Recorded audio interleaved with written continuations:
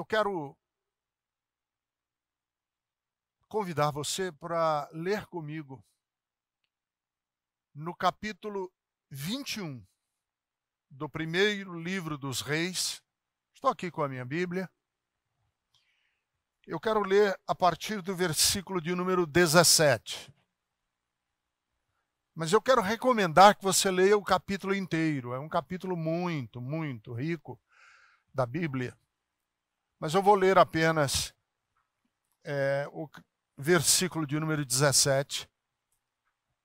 E deixa eu dar um pano de fundo. Nós estamos aqui com dois personagens macabros, sinistros, que são Acabe e Jezabel, que são reis em Israel. Nós estamos aqui com uma pessoa fragilizada, porque é pobre, porque está à mercê do rei, que é Nabote. E nós estamos aqui com um profeta chamado Elias. O texto diz assim: Então a palavra do Senhor veio ao tesbita Elias: Vá encontrar-se com Acabe, rei de Israel, que reina em Samaria. Agora ele está na vinha de Nabote, para tomar posse dela. Diga-lhe que assim diz o Senhor: Você assassinou um homem e ainda se apossou de sua propriedade? E acrescente: Assim diz o Senhor: No local onde os cães lamberem o sangue de Nabote, lamberão também o teu sangue. Isso mesmo, o teu sangue. Acabe disse a Elias: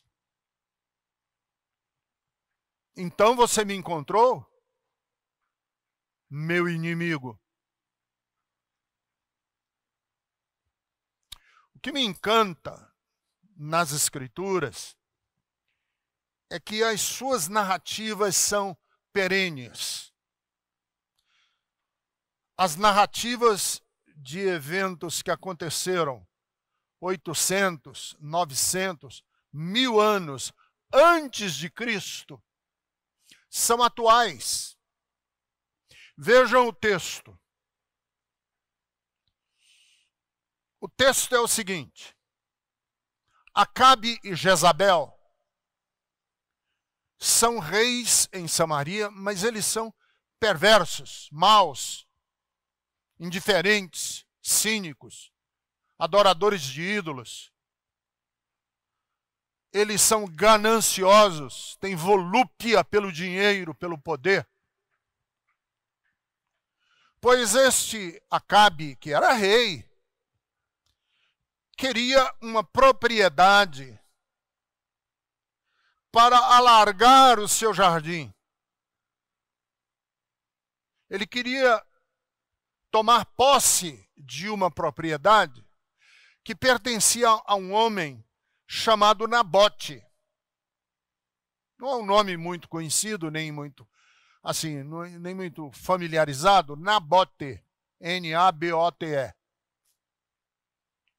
Esse Nabote tinha essa propriedadezinha pequena que ele guardava como se fosse, ou ele cuidava, ele tinha como uma propriedade com valor sentimental. Não era o valor físico, financeiro, econômico, era sentimental. Era uma herança de família. Pois o rei, que tinha tudo e que era dono de glebas e glebas de terra, cobiçou a propriedade de um homem pobre. Ele não cedeu. E o rei foi chorar pitangas, foi fazer o mimimi dele nos pés da rainha Jezabel, que ainda era mais perversa. Jezabel disse: deixa comigo. Armou um grupo de homens maus, fizeram um banquete, um jantar, uma comida, um almoço. E os homens acusaram Nabote de ser um blasfemo, um idólatra, de ter zombado contra Deus, enfim. O Nabote foi morto, assassinado nessa conspiração, que tinha como narrativa a ideia de que ele tinha sido desonroso para com Deus. Tinha nada, entre aspas, nada a ver com a propriedade, mas era desculpa para matar este homem. Assassinar uma pessoa inocente para tomar posse, para grilar a terra do Nabote. Acabe e Jezabel acharam que estavam livres. Mas há certas e determinadas maldades que Deus não tolera. Que chegando ao conhecimento de Deus, Deus diz: chega, basta.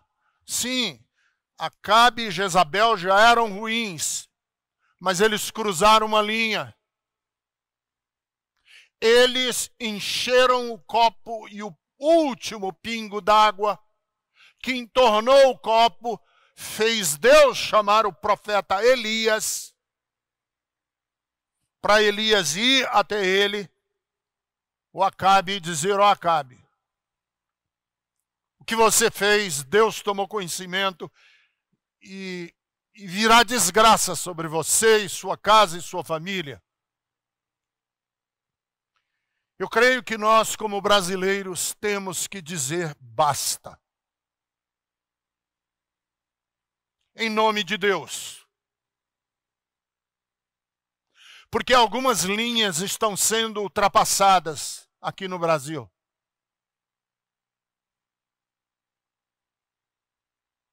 Há algumas perversidades que chegaram no inadmissível. Que todo cidadão e toda cidadã, e todo cristão e toda cristã, e toda pessoa mesmo que seja agnóstica, ateia, não religiosa, tem o dever moral, a obrigação de dizer: chega, basta. Porque, por favor, nós precisamos no Brasil pelo menos um dia de trégua. Nós não temos trégua. Ninguém aguenta mais.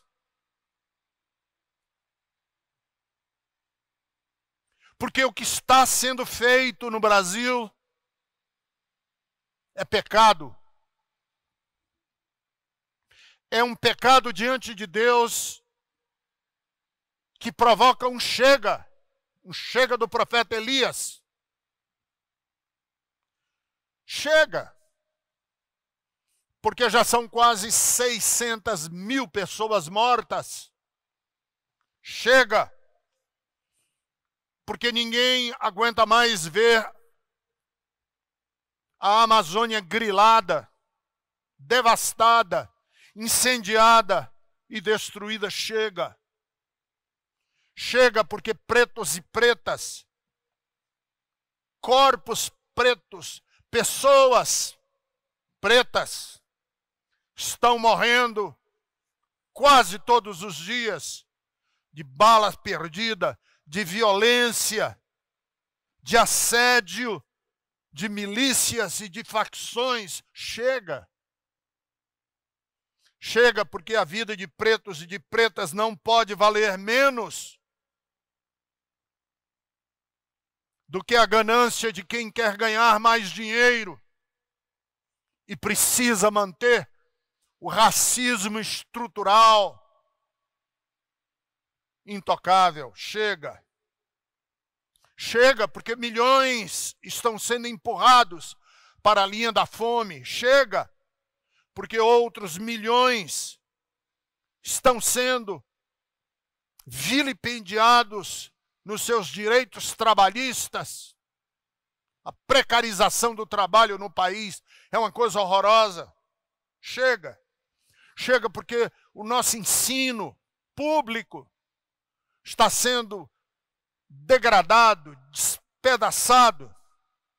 Chega de tanta insanidade, de tanta perversidade. Chega desse desdém que se mistura com incompetência, e incompetência se mistura com ideologia política, e ideologia política se mistura com mais violência. E o resultado é que pessoas da comunidade LGBTQI+, estão sendo caçadas, mortas a pauladas nas ruas. Somos os campeões mundiais no assassinato de pessoas transgênero. Amigos e amigas, chega. Sabe por quê? Porque o Brasil fracassou. Basta visitar um presídio e ver que nesse presídio, quantas pessoas têm a pele clara como a minha e quantos são pretos, pardos e pobres. Chega. Chega, porque o Brasil sofre sim de uma doença congênita chamada racismo, classismo. Chega de escárnio. Eu acho que esse é o dever de todo o cidadão que mora e que tem um passaporte brasileiro, ou que tem o direito a um passaporte brasileiro, que tem direito a um CNPJ, que tem direito a um CPF, que tem direito a uma carteira de identidade, de dizer chega.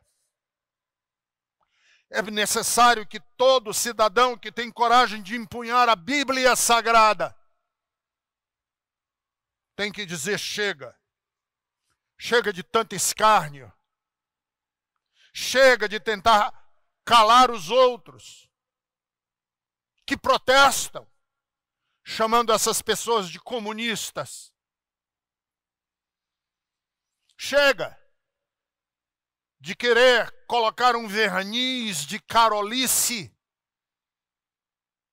em cima de ganância de poder religioso. Chega de querer transformar o Evangelho de Jesus Cristo num discurso político eleitoreiro. Chega!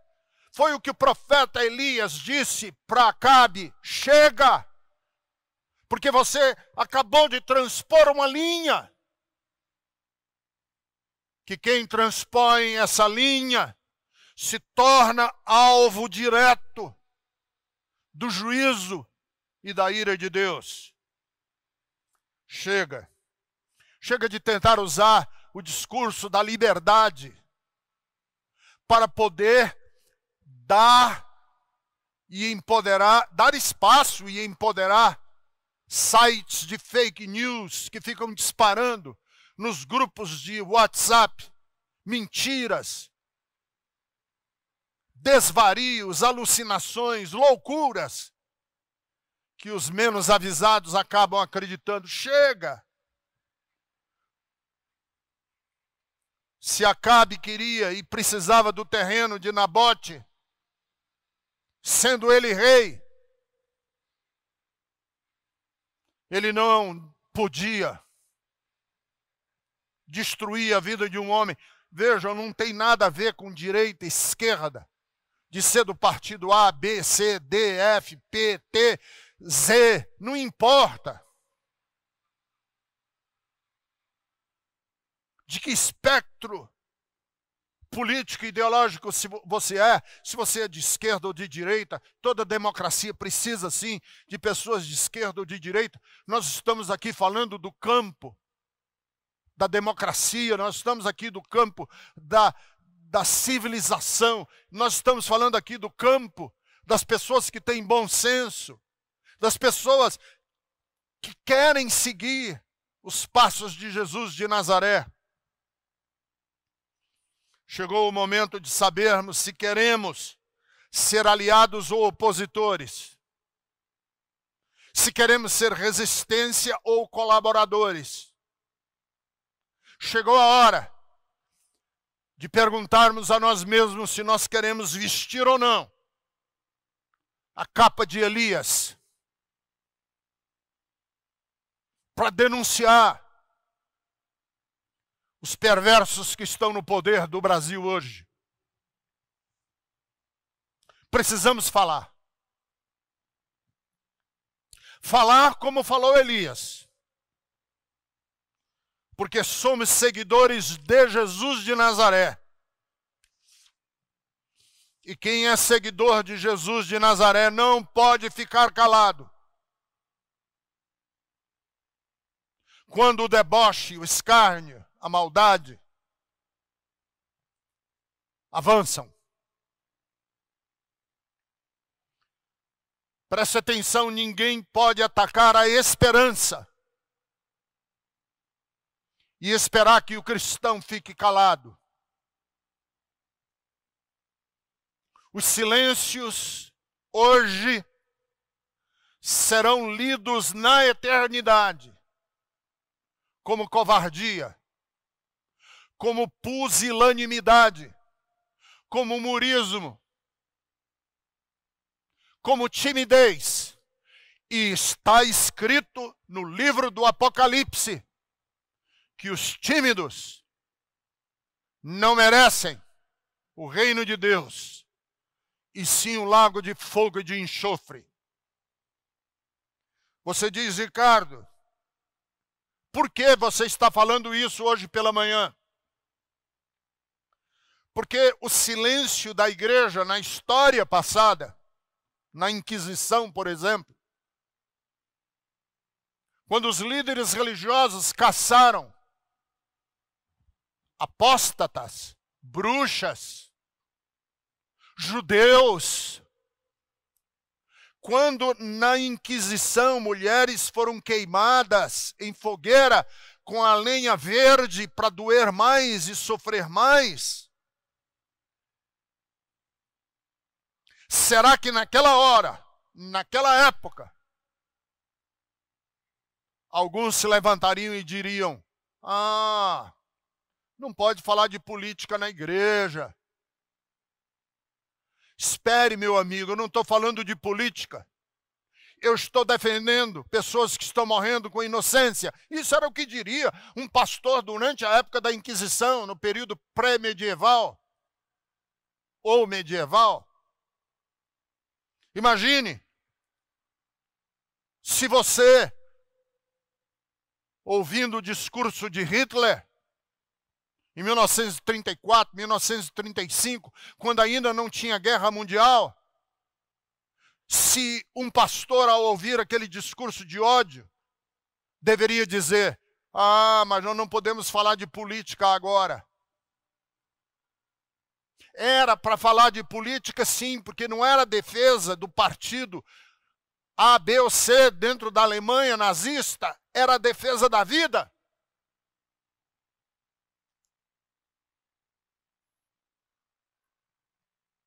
Algumas pessoas dizem assim, não pode falar de política, pastor. Quem diz isso é porque não está sofrendo. É porque ainda não perdeu gente dentro de casa. Quem está dizendo não precisa falar de política, é porque não está vendo os seus direitos trabalhistas sendo corroídos por avarentos.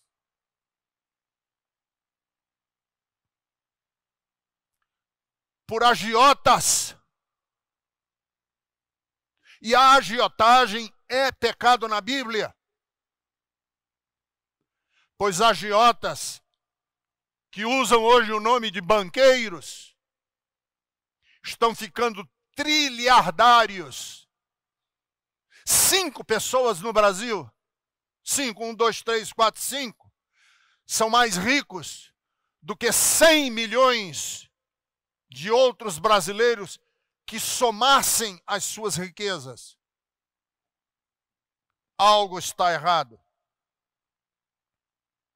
Se você fosse uma pessoa homossexual, vivendo na periferia de alguma cidade brasileira, tendo a pele preta, imagine, uma vez aqui na Bethesda, um rapaz aproximou-se de mim. Ele falou: Ricardo, você não sabe o que é ser homossexual, preto, pobre, cearense, na periferia de São Paulo. Quantos preconceitos somados, cumulados, cumulativa, em camadas, um sobre outro, para esmagar a vida desse rapaz. Eu disse para ele: venha para Bethesda, que aqui na Bethesda você não sofrerá nenhum tipo de discriminação por nenhuma dessas causas. Por que as pessoas não gostariam ou deveriam discutir política? Quando Franco, na Espanha, Salazar, em Portugal, Pinochet, no Chile, Maduro, na Venezuela, e tantos outros atropelam as pessoas em nome de suas bandeiras. Por que não discutir política? Num país que está esboroando diante dos nossos próprios olhos, não é política no sentido partidário, das cores azul, vermelha, amarela, verde. Não, não é isso. É porque nós temos um dever, como seguidores de Jesus de Nazaré, de sermos um dique, uma represa, para que os maus, perversos, não tenham uma avenida larga à frente deles. Nós somos a barreira, nós somos a pedra no caminho. E se não formos, nós perdemos o direito de ser chamados seguidores de Jesus de Nazaré. Sabe o que é que está acontecendo no Brasil? Chegou a hora de dizer: chega, basta, não mais. Porque alguém pode chegar para mim e dizer: mas Ricardo, por que você não fala das coisas celestiais? Por que você não fala das coisas espirituais?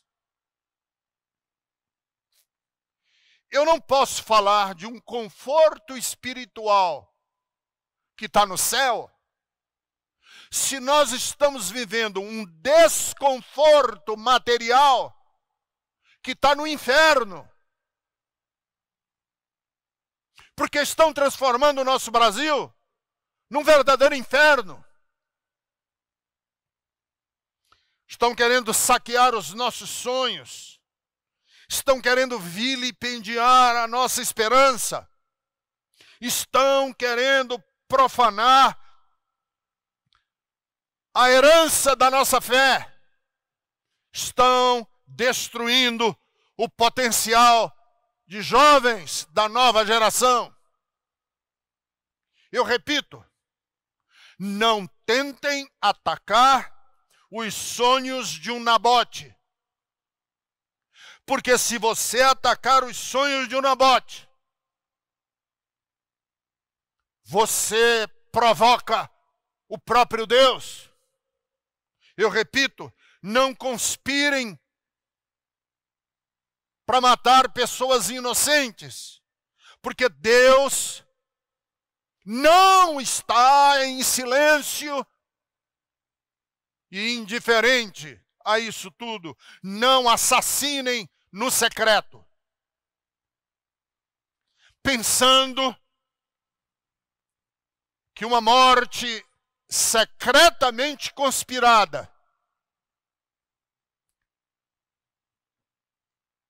fica impune diante do próprio Deus. Eu não quero que a gente procure fugir com esse discurso. Ah, fala das coisas do céu, fala das coisas do céu. Estamos precisando de um conforto, pastor, e esse conforto a gente só pode ter se você falar das coisas espirituais. Não. Eu não quero que você pense que um frenesi religioso, um reteté carismático pentecostal, vá resolver.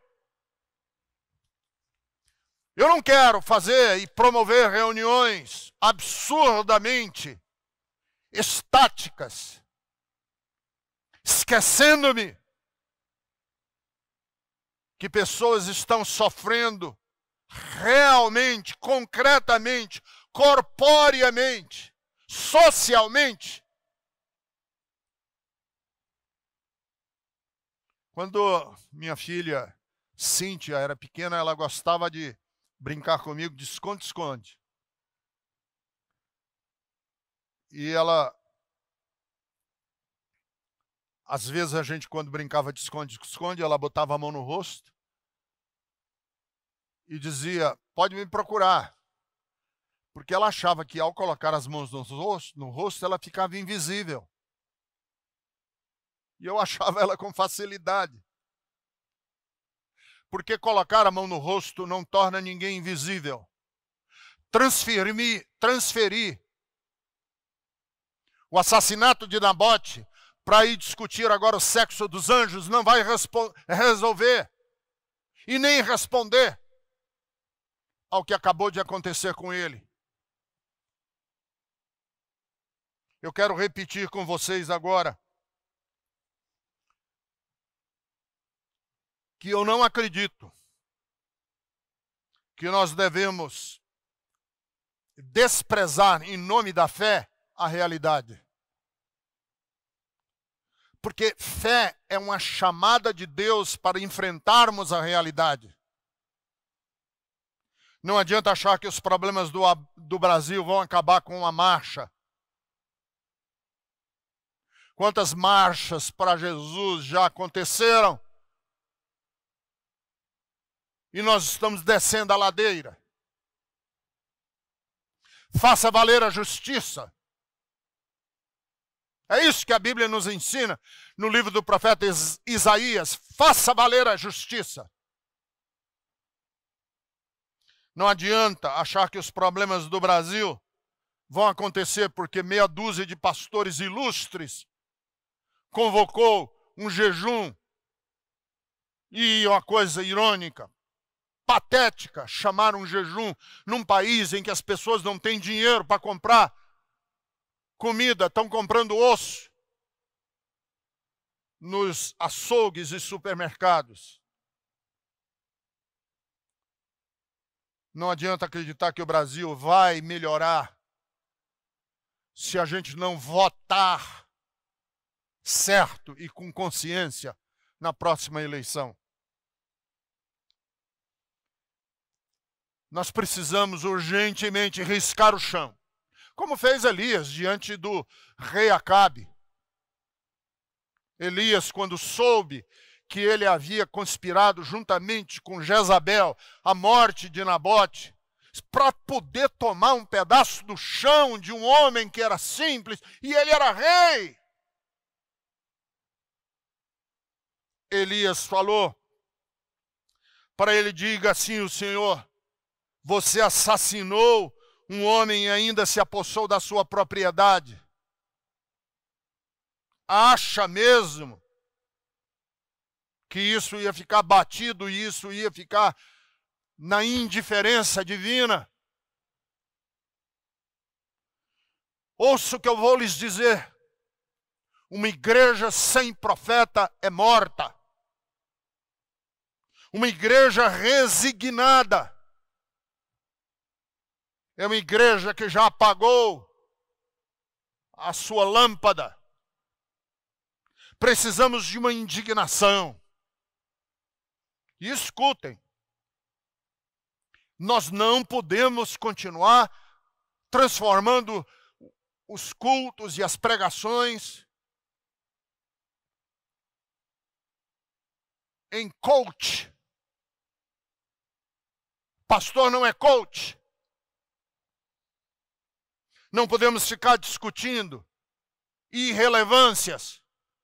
Se crente pode ou não pode usar calça jeans. Se pode ou não pode tatuar.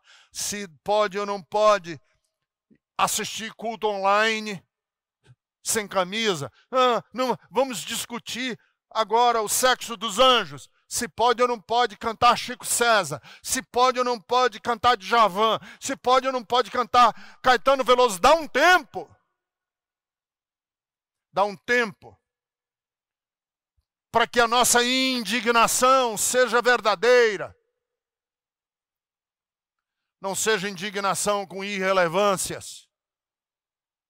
Não vamos ficar aqui coando mosquito e engolindo camelo, como diz a Bíblia.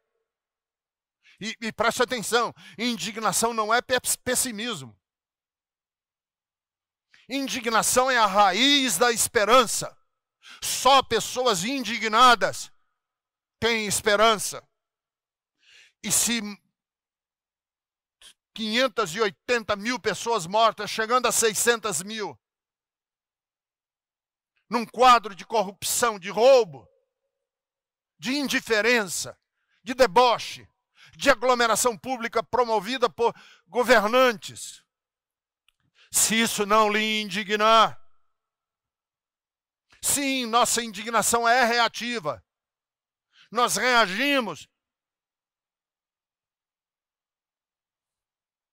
Estou indignado porque há causas, há razões, há coisas que nos devem deixar indignados, como ficou indignado o profeta Elias.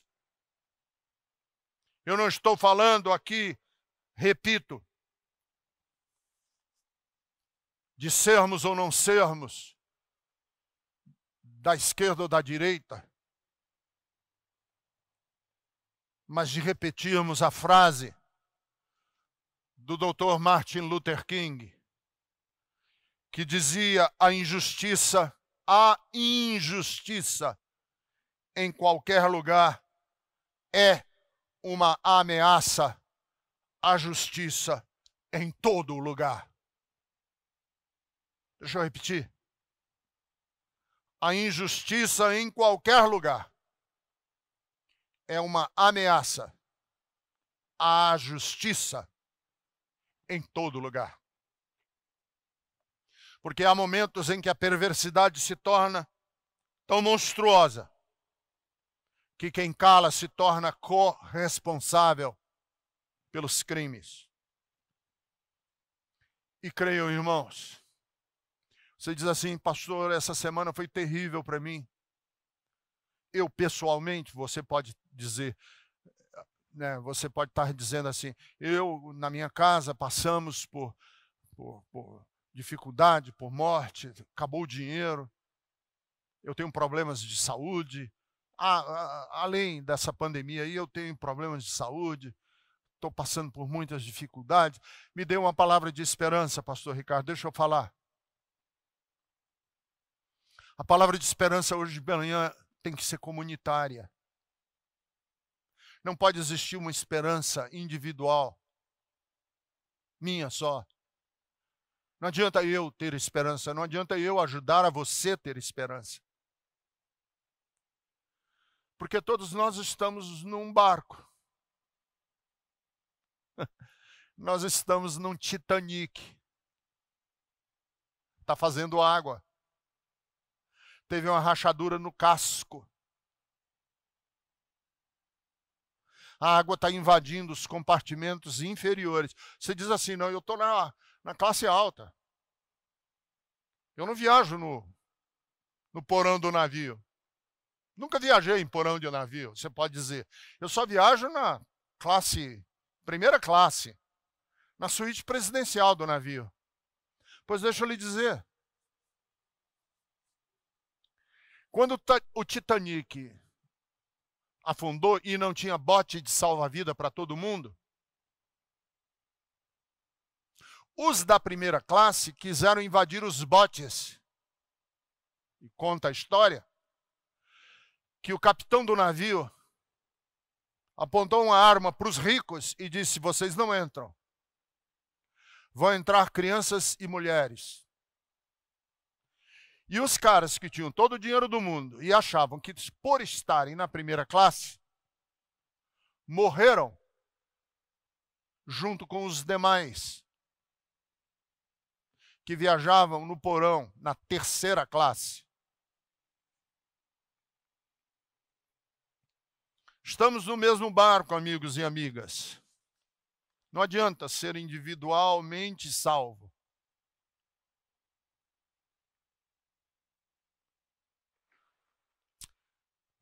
E eu vou terminar.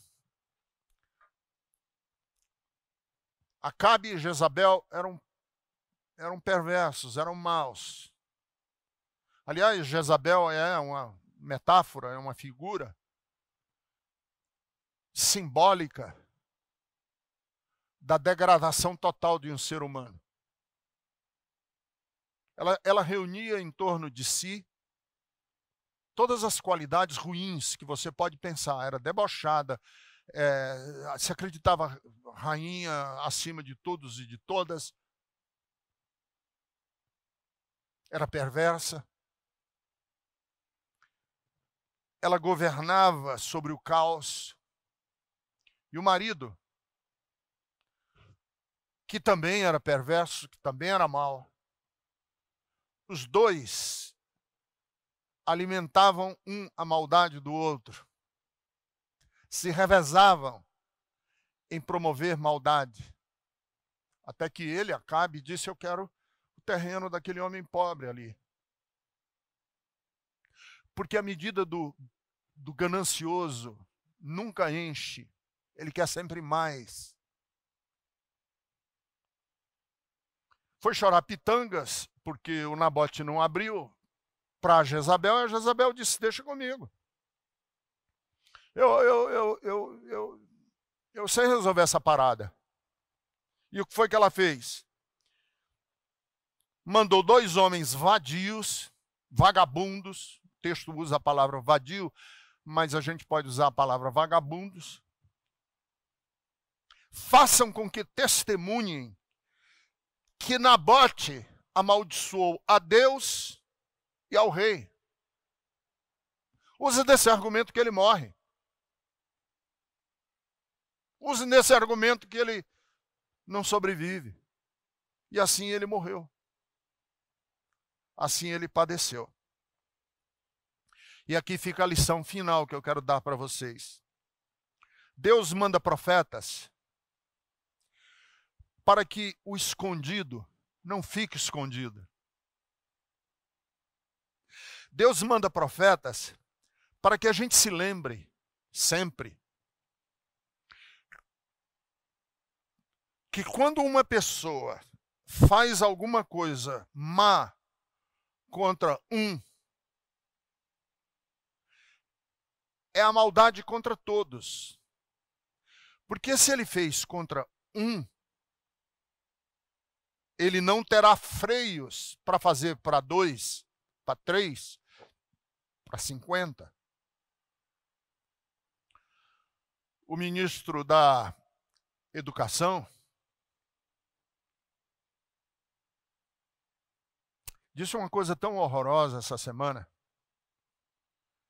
Ele disse que as crianças que têm alguma deficiência congênita devem ser separadas das crianças, entre aspas, normais, porque elas atrapalham.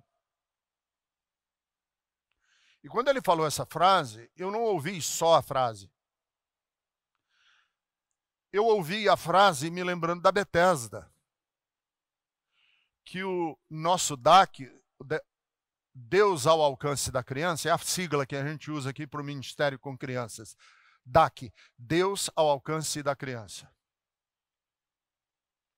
Sempre primou para que crianças que têm deficiência não sejam privadas do convívio social de outras crianças.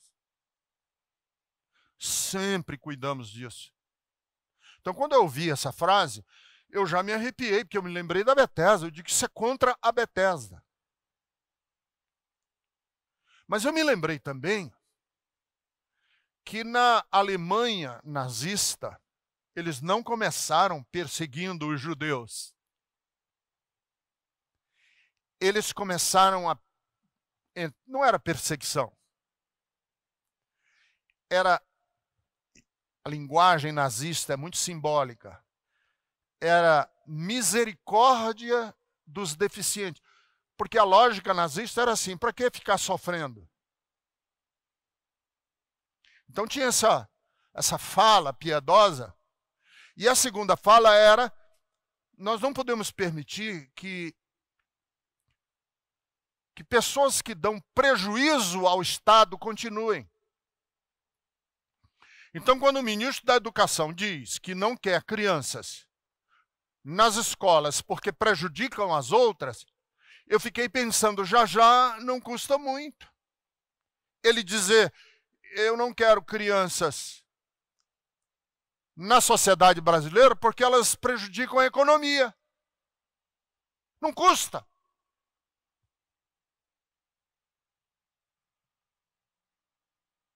Isso é nazismo. Nós estamos, sim, vendo o avanço do nazismo. E, por favor, não usem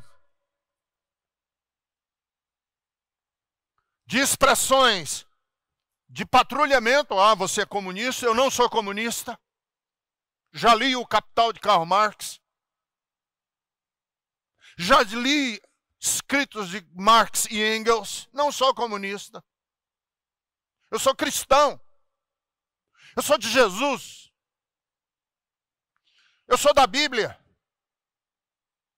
Não tentem provocar covardia no meu coração com esse tipo de discurso. Porque, inclusive, eu sou filho de um preso político.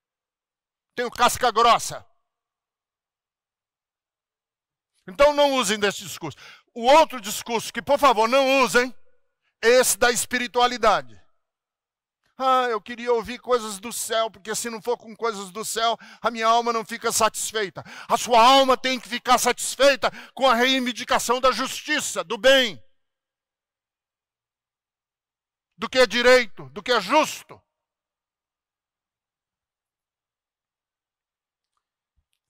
Deus mandou o profeta Elias para levantar o dedo em riste na cara do rei Acabe,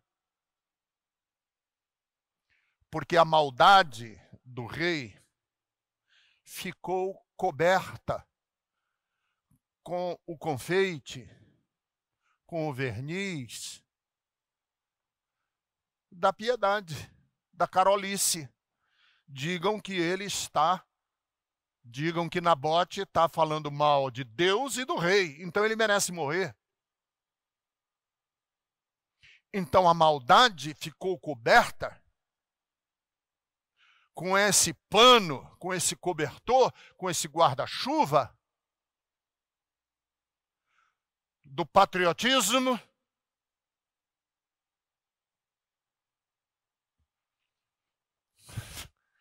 e do amor a Deus.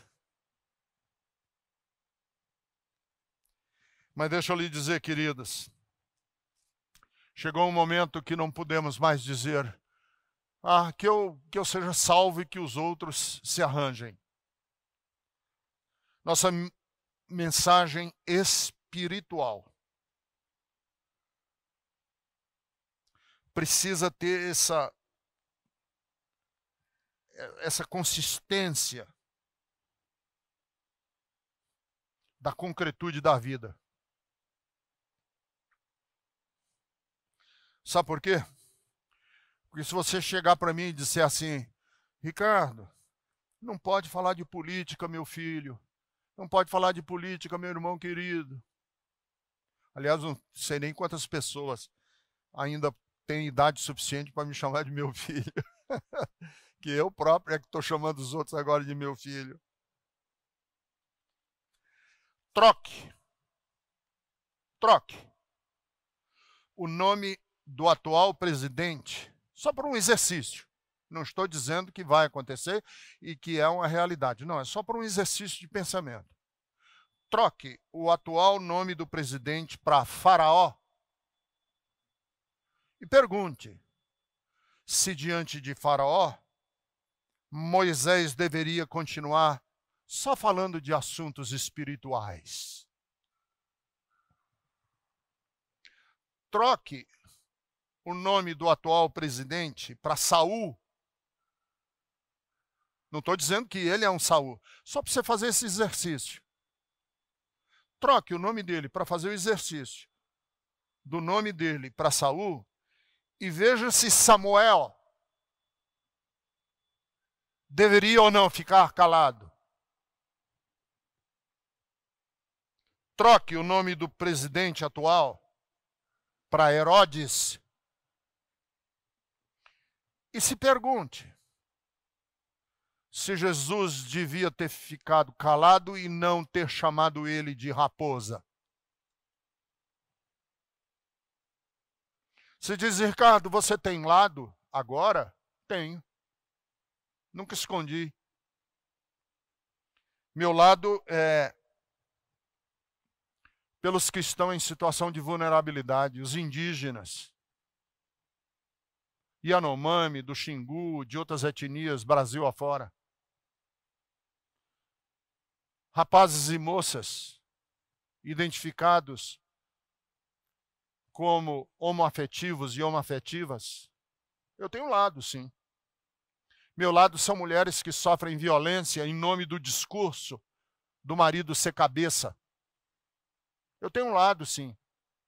Meu lado é contra a precarização do trabalho. Eu fui um desses dias no supermercado comprar um lanche. Não foi nem jantar, foi um lanche, um pão. E eu estava com pouquinha coisa, mas estava com as coisas que eu comprei para o lanche que eu ia fazer com a minha mulher à noite.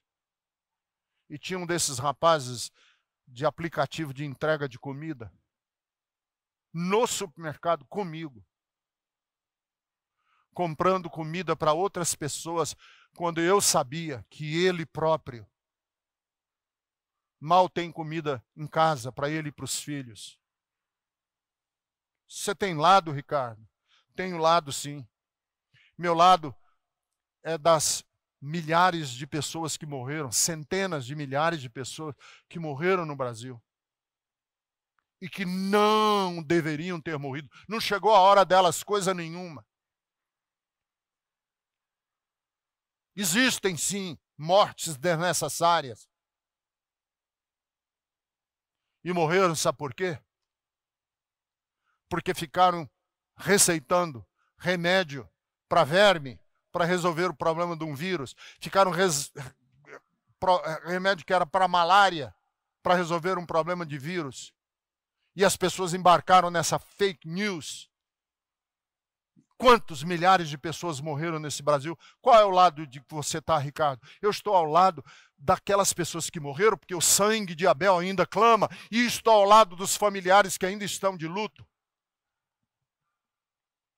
Chegou a hora de dizer, você tem lado? Tenho. Eu tenho um lado dos meus netos.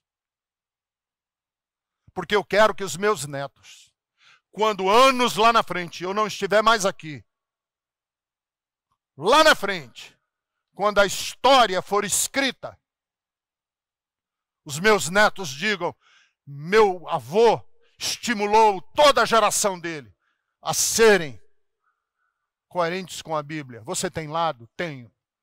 O meu lado é contra uma marcha que estão marcando para o dia 7 de setembro, para acabar com a democracia, para instaurar uma ditadura nesse país, para invadir o STF, para repetirem aqui no Brasil o que tentaram fazer nos Estados Unidos no dia 6 de janeiro de 2021. Você tem lado? Tenho.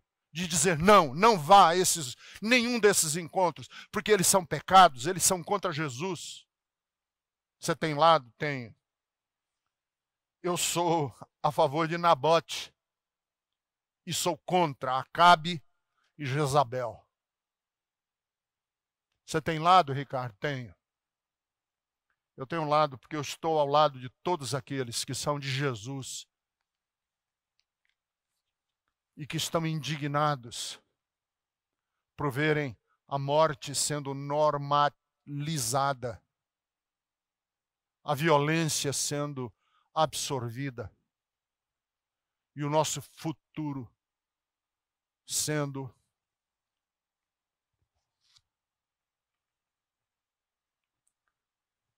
destruído.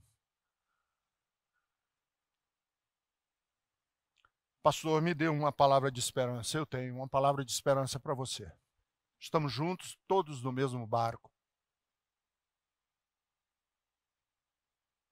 E vamos dizer para Acabe, o Acabe que nos governa, que nós não temos nossa vida por preciosa, desde que compramos a vocação, nossa vocação em Cristo, de sermos sal da terra e luz do mundo. E com essas palavras nós devemos consolar uns aos outros. Estamos juntos e juntas, enfrentando os dias mais difíceis, possivelmente os mais difíceis da história da humanidade e, com certeza, os mais difíceis da história do Brasil. Que Deus nos ajude e que Deus ajude você. Amém. Deixa eu orar pela sua vida. Querido Deus, em nome de Jesus, nós estamos aqui, levantando a nossa voz, que pode não ser tão ampla e tão contundente, mas é a nossa voz. É a voz de homens e de mulheres que não conseguem ver o avanço do anticristo e abandonar as coisas à própria sorte. Eu sei que muita gente está dolorida e triste, mas eu sei também, Senhor, que nós podemos comunitariamente ainda ter forças para dizer chega, dizer basta. E é isso que eu te peço, em nome de Jesus. Amém. Amém. Hoje à tarde, às 5 horas da tarde, eu e a Jerusa vamos fazer o bis, aqui, nesse mesmo canal do YouTube. Convido amigos, amigas, é um bate-papo.